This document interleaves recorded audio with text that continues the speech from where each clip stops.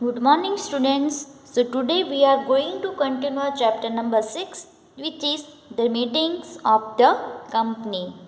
Clear? तो अब नया पॉइंट देखते हैं, चेयरमैन ऑफ मीटिंग्स. पहले उसका मीनिंग देख लेते हैं. The person selected by the members to conduct the proceedings and management of the meeting known as chairman. जब भी कोई मीटिंग होती है तो एक ऐसा पर्सन वहाँ पे बिठाई जाता है जो वो मीटिंग का मैनेजमेंट करता है एंड कंडक्ट करता है, जिसको हम बोलेंगे चेयरमैन. क्लियर? दूसरी ये बात कि ये क्वेश्चन जो है वो कितने मार्क में आने वाला है वो हमको नहीं पता है, क्योंकि अभी तक एसपीसीसी की ब्लूप्रिंट जो है वो गवर्नमेंट ने नहीं निकाली है. इसलिए जब भी ये आएगा मैं उसके लिए आपके लिए अलग से वीडियो बनाऊंगी कि कौन सा क्वेश्चन है वो कितने मार्क में आ सकता है. लेकिन अकॉर्डिंग मी ये जो क्वेश्चन है वो 2 या 3 मार्क में आ सकता है कि चेयरमैन ऑफ मीटिंग की क्वालिफिकेशन कितनी है वो 1 मार्क में आ सकता है, या फिर पावर एंड ड्यूटीज़ जो है वो एक साथ आए तो ये 2 या 3 मार्क में आ सकता है. अगर ये क्वेश्चन 2 या 3 मार्क में आता है तो पहले आपको मीनिंग लिखना है, भले ही उन लोगों ने पूछा ना हो तो भी मीनिंग लिखना है. उतने उसके बाद पावर्स ऑफ चेयरमैन एंड उसके बाद ड्यूटीज़ ऑफ चेयरमैन ये लिखना है. अगर 1 मार्क में क्वेश्चन आए कि चेयरमैन जो होता है उसकी क्वालिफिकेशन क्या है तो वो 1 मार्क में आएगा. क्लियर? तो इसमें से 1, 2 या 3 मार्क तक की ये क्वेश्चन पूछे जाने की संभावना है. ओके, चलो आगे बढ़ते हैं.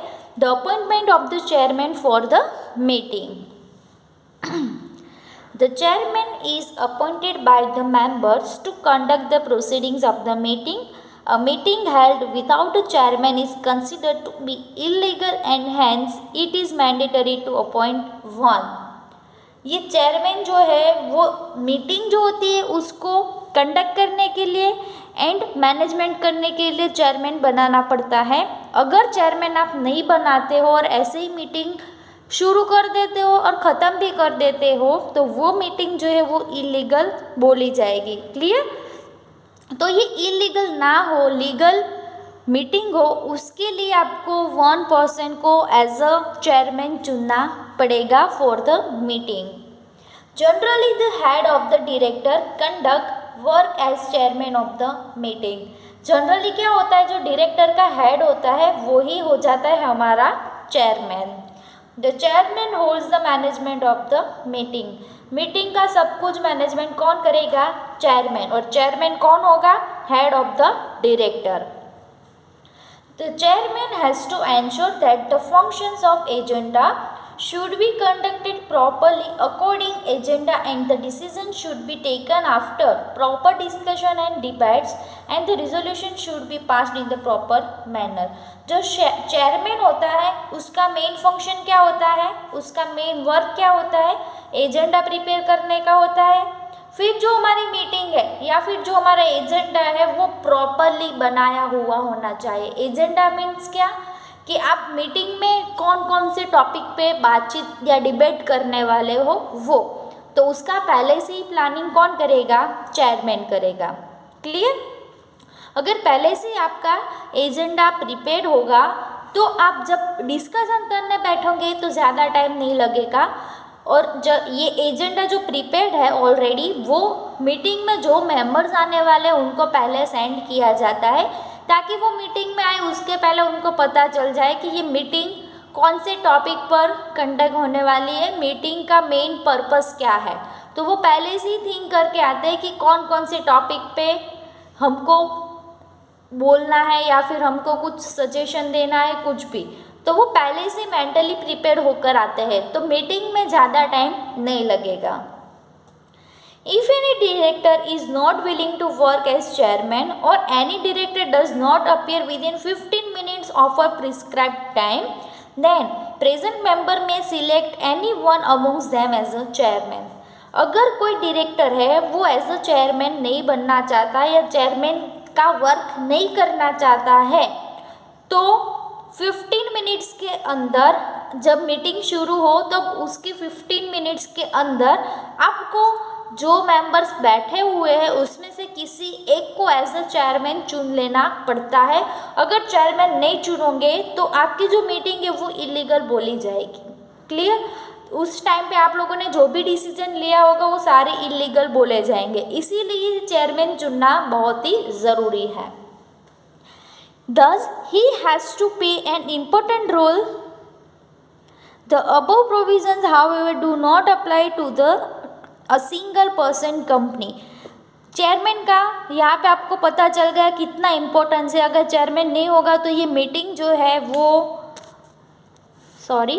ये जो चेयरमैन बिना की जो मीटिंग है वो इलीगल बोली जाएगी और वेस्ट ऑफ टाइम बोला जाएगा। क्लियर? और सिंगल पर्सन कंपनी है तो ये सिंगल पर्सन कंपनी में ये चेयरमैन नहीं होगा तो चलेगा, ये सारे प्रोविजंस वहाँ पे काम नहीं करेंगे। क्लियर? वहाँ पे सिर्फ मेंबर्स बैठ के डिसीजन ले लेंगे तो भी चलेगा और चेयरमैन होगा तो भी चलेगा, वहाँ पे चेयरमैन होना ज़रूरी नहीं है। ये हो गया हमारा appointment of the chairman for the meeting. अब देखते हैं चेयरमैन के qualification. A chairman is the leader of the meeting. Meeting का लीडर कौन है? Chairman. He has to conduct the meeting with due care, has to monitor that the proceeding should be conducted as per agenda and resolution be passed accordingly. So chairman रखने का main purpose क्या होता है कि वो agenda तैयार करे और मीटिंग का हैंडलिंग करे, मैनेजमेंट करे। क्लियर? और अगर मीटिंग में कुछ भी अच्छा सा डिसीजन लिया जाता है तो उसके लिए भी रिजोल्यूशन पास करने की जिम्मेदारी रहेगी चेयरमैन की। Therefore, he must possess sufficient experience of conducting of meeting. So ये सारे वर्क करने के लिए उसके पास sufficient experience होना ज़रूरी है। He must possess some basic qualification that are as under. First, he should have knowledge of the rights and duties of the chairman. तो पहले उसको पता होना चाहिए चेयरमैन का rights and duties. Clear? Second, he should have practical experience of conducting the proceedings of the meeting. So उसके पास practical experience होना चाहिए, उसने पहले मीटिंग का अरेंजमेंट किया होना चाहिए। He should have sufficient legal knowledge of the company laws and articles of association of the Companies Act.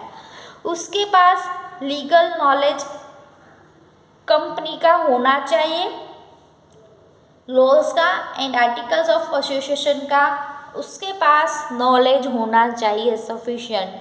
He should be able to handle the situation at time of conflict and tension which में arise at the meeting.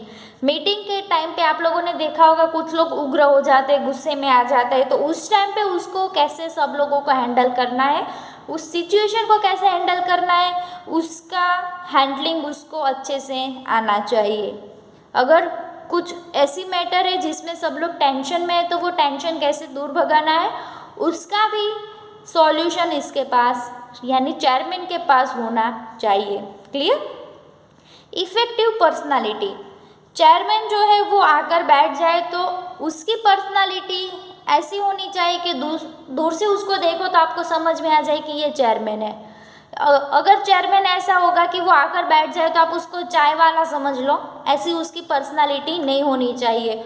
वो educated है तो उसके हिसाब से उसकी clothing sense होनी चाहिए। Clear? And last one, the knowledge of economics, company progress, development and trade. Economics का कंपनी के बारे में, प्रोग्रेस के बारे में, डेवलपमेंट एंड ट्रेड के बारे में भी उसके पास नॉलेज होना ज़रूरी है। तो ये हो गई हमारी qualification of the chairman. Clear? Next है हमारे पास power of chairman. He is authorised to provide sufficient time to members for representation on important issue and has to make a schedule of this. जब भी वो meeting का कुछ arrangement करे तो वो मीटिंग बहुत ही लंबी या बहुत ही छोटी नहीं होनी चाहिए। अगर छोटी होगी तो मेंबर्स जो डिस्कशन करना चाहते हैं वो डिस्कशन नहीं कर पाएंगे, और अगर मीटिंग जो है वो बहुत ही लंबी होगी तो वो सब लोग बोर हो जाएंगे।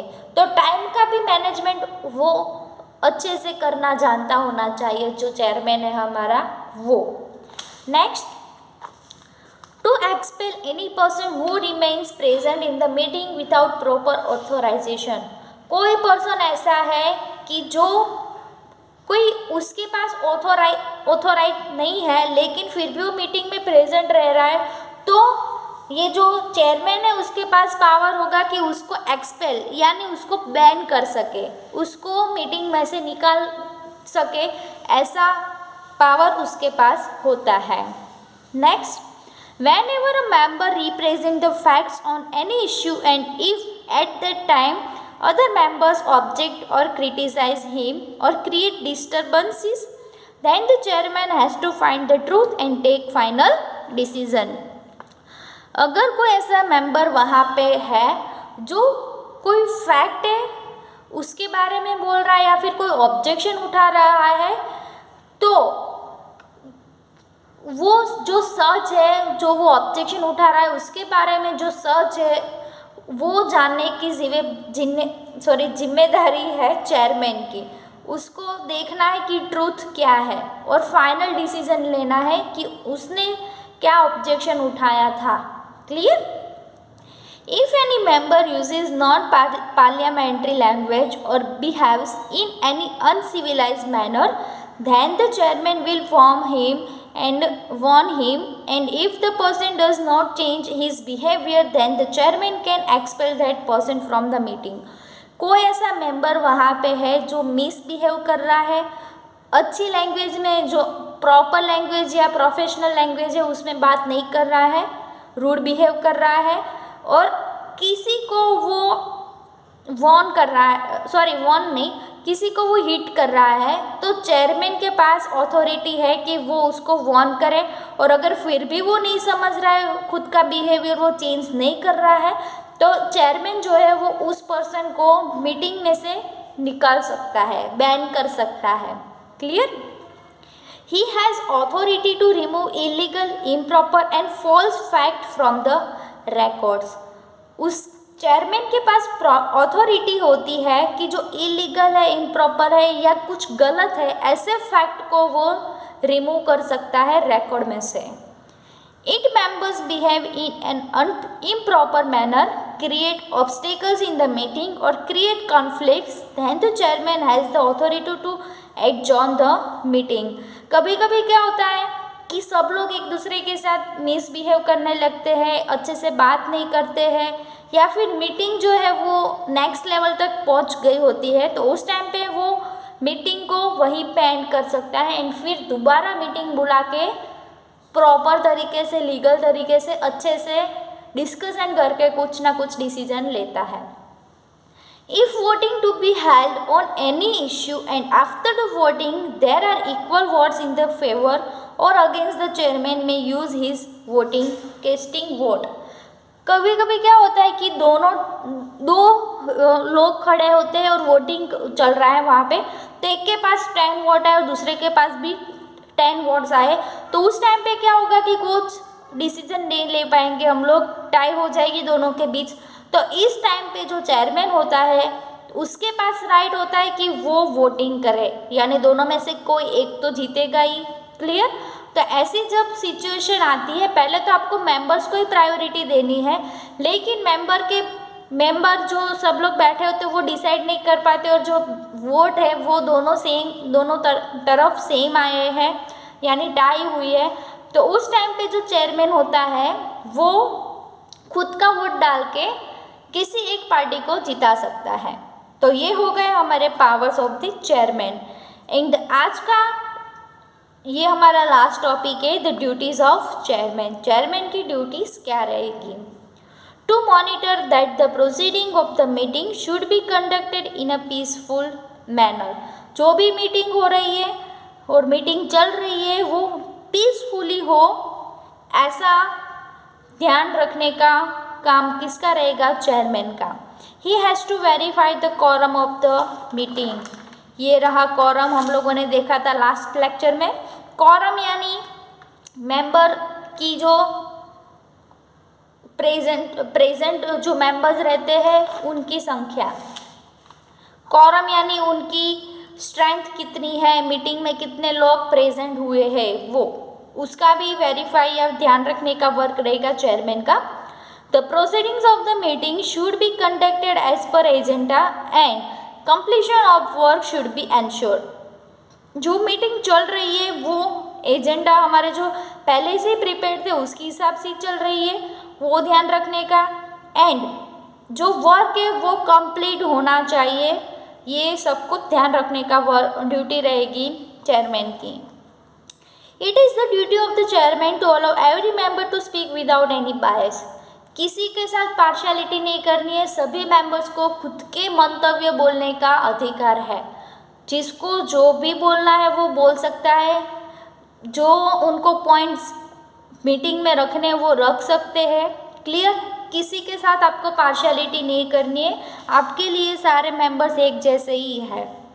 To consider the opinion of the minority members, सभी लोगों के ओपिनियन आपको कंसिडर करने हैं और माइनॉरिटी जो मेंबर है उनके भी आपको ओपिनियन कंसिडर करने हैं। ऐसा नहीं है कि जो एजेड है उनके पॉइंट्स कंसिडर करो और जो यंगस्टर है उनके नहीं, ऐसी पार्शियलिटी आपको नहीं करनी है। It is his duty conduct voting in the meeting if necessary, उसकी ड्यूटी है कि मीटिंग में वोटिंग होना ज़रूरी है ताकि सबको पता चले कि वर्क आपका जो है वो अच्छी तरह से होना चाहिए। क्लियर? अगर दो पार्टी वहाँ पे खड़ी होंगी और दोनों के बीच में कंपटीशन होगी तो दोनों क्या करेंगे, खुद से जितना अच्छा हो उतना वर्क अच्छा करेंगे ताकि उसको ज़्यादा वोट मिले और उसकी पोजीशन जो है वो हाई रहे। तो ये वोटिंग की जो बात है ना वो मीटिंग में हमेशा आपको रखनी ही है।